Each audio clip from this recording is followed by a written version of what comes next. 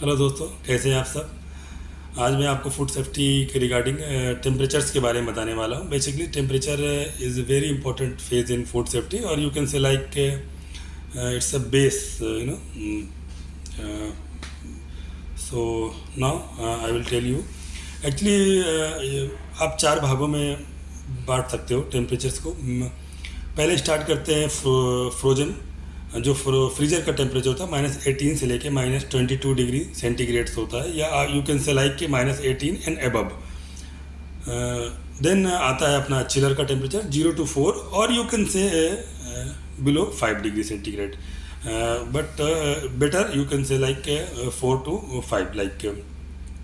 Then it's come to cooking temperature, it's 65 to above, around 70 degree centigrade, and in between there is a temperature 5 to 65, like it's a danger zone temperature, you can say. danger zone like bacteria बहुत ज़्यादा grow करता है इसमें, और इसमें भी specially, इसमें भी आपको ना पता हो बट मैं आपको बता दूं, तो 37 डिग्री सेंटीग्रेड का जो टेम्परेचर होता है ना, वो परफेक्ट टेम्परेचर होता है बैक्टीरिया को ग्रो करने के लिए।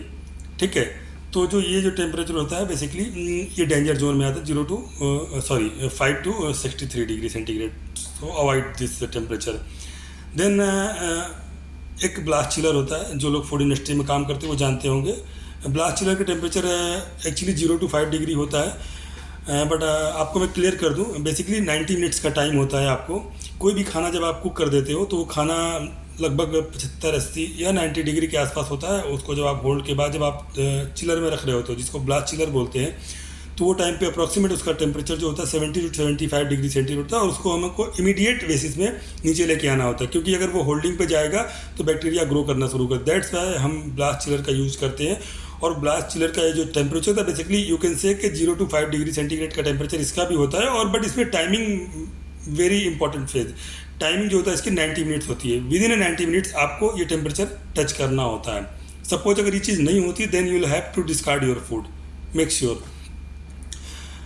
देन एक और चीज़ होती है थॉविंग का बारे में आपको बताता हूँ। थॉविंग बोलते हैं जिसे, जो फ्रोजन फूड्स होते हैं उसको आपको नॉर्मल कुकिंग के लिए इस्तेमाल करना होता है, तो उसका भी टेम्परेचर आपको पता ही है कि आप चूँकि फ्रीजर में रखते हैं तो उसका -18 से -22 डिग्री सेंटीग्रेड टेम्परेचर होता है। तो उस टेम्परेचर से आप जब उसको बाहर निकालते हैं, उसको फिर इसमें दो प्रकार से आप कर सकते हैं एक्चुअली थॉइंग। एक तो मैनुअल होता है और एक होता है चिलर के द्वारा। तो जो भी मैनुअल होगा वो आप रनिंग वाटर में अराउंड 4 to 5 आवर्स आपको रनिंग वाटर में रखना होता है, और वाटर का जो टेम्परेचर होता है वो around 20 to 21 approximate, like don't make it के उसको गर्म पानी ऐसा कुछ होता है, बट उसको नॉर्मल पानी होना चाहिए, कुछ 22-21 डिग्री सेंटीग्रेड टेम्परेचर, और रनिंग वाटर में रखते हैं उसको।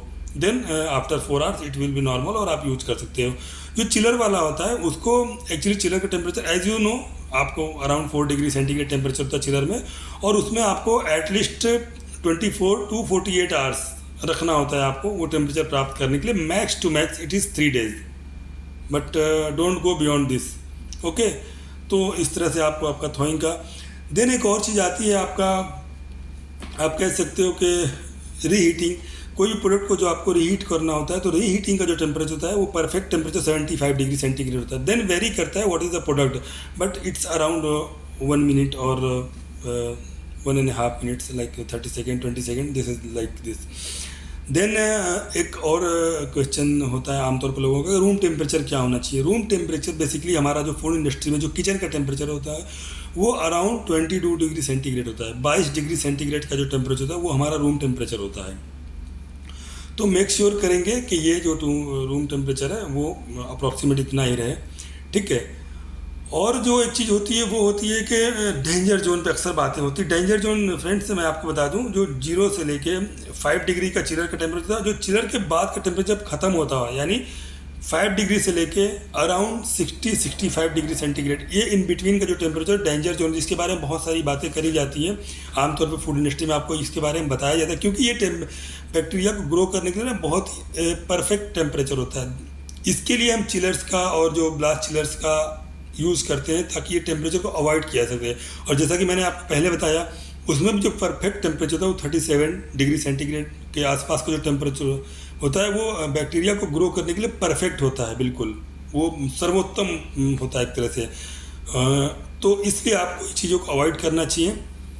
ठीक है, तो आज के लिए बस इतना ही। अगर कुछ आपकी क्वेरीज हो तो प्लीज़ आप कमेंट्स कर सकते हैं मेरे वीडियो पे, और आप क्वेश्चन कर सकते हैं। Okay, thank you.